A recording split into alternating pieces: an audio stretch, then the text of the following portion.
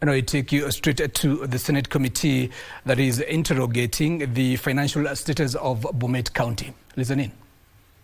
5,000, maximum 5,600. 5,000.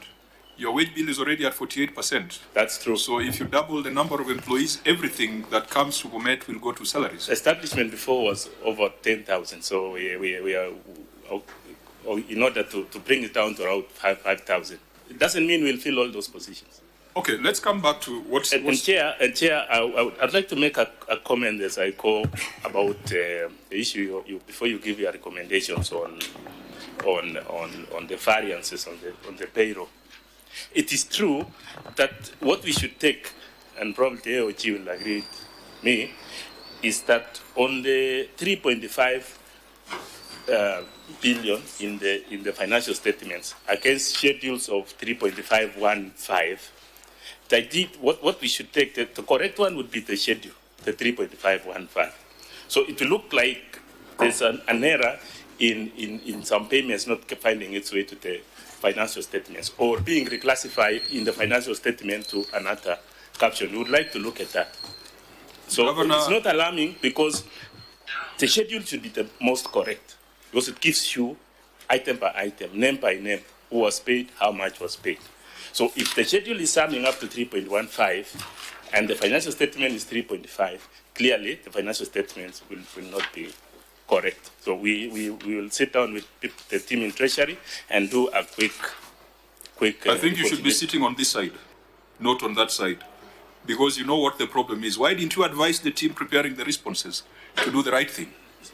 Sorry, Chair. Sometimes we learn, and going forward, we will not find those glaring errors. Yeah, because you have said exactly what we have said, yes. And that is advice that should have been put into practice as you are, bringing your responses to the Senate. And lastly, Chair, on the several issues you have raised in regarding payments, allowances to staff. We had a meeting the other week with His Excellency the Governor, and we have agreed we're going to remove all those allowances and we were going to recover those that were paid irregularly.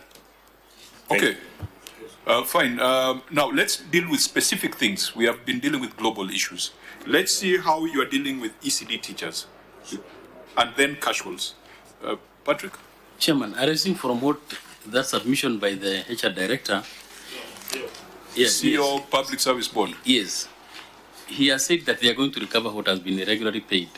But here you realize that from the report of 23-24, we had, the OAG had raised 27 paragraphs which are outstanding. Out of that, your committee gave 30 recommendations.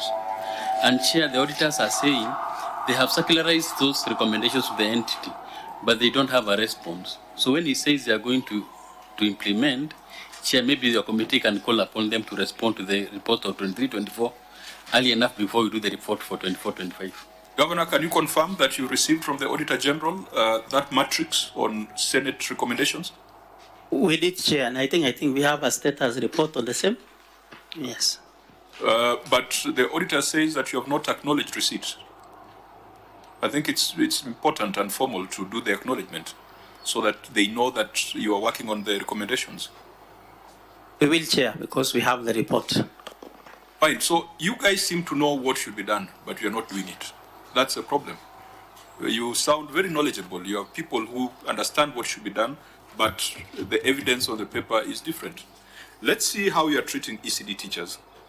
Auditor General, you had some non-compliance on payment of salaries to ECD teachers. Thank you, Chair. Non-compliance to salaries and remuneration guidelines for early childhood development and education teachers. Review of records revealed that 1,317 ECD teachers were paid special salaries amounting to